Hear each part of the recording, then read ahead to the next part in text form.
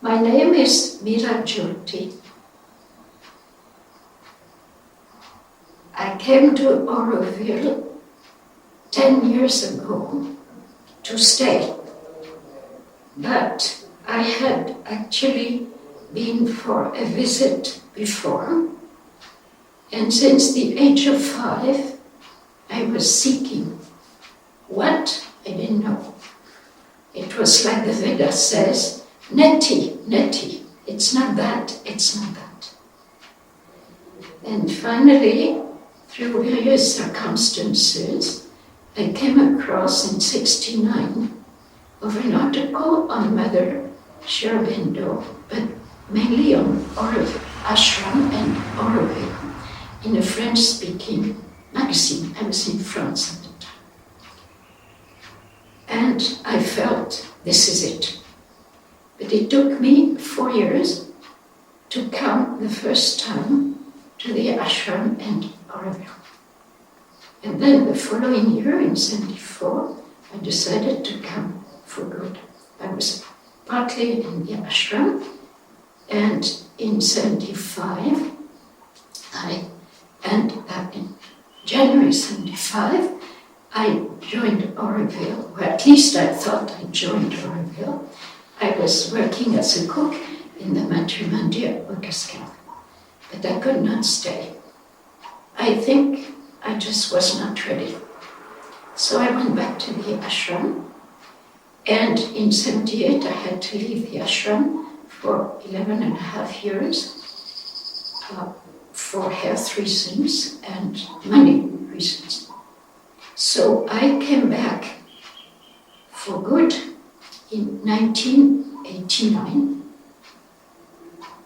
to the ashram. I thought I would stay in the ashram. I was in a research group.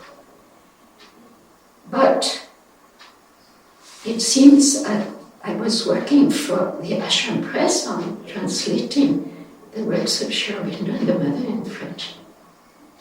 And in 2000, I had an experience because I was very much attracted to Auroville again. And I asked Mother. And Mother gave me an unmistakable sign that the call was firmly planted in the consciousness. So I joined Auroville for good in 2001. And I've been living here since, doing various things. I first worked at the Laboratory of Evolution. Then I was asked to work at the reading room at Savitri Urban. And then I had health problems, so I had to leave. But I stayed in Auroville, and I ended up being part of a team which is translating the poems of Sri Aurobindo in French. And I go 3 mornings a week to work there with a former Aurovilian in the French section of the press.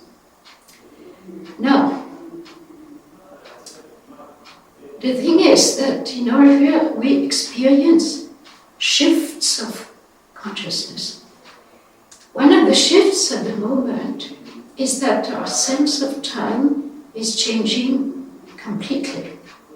There seems to be no more past, present, or future, but something which could be called the timeless. The other thing, there's an increasing work of the supramental consciousness, which is Mother and Sri Aurobindo, and things are changing all the time. And we just have to trust that if we ask her what she wants us to do, she will tell us. But the times are very hard. We are fortunate that we are relatively protected from what is happening in the world. Now, the purpose we know. We are here for human unity, to work on a collective consciousness of human unity. And of course, sometimes we have problems with other people. But it's only because everything in the world that is alive is coming to the surface to be either thrown away or transformed. So actually, we are in Auroville to lend ourselves to Auroville and the Mother's work, the supreme consciousness of transformation. There's a saying that night is never darker than before dawn.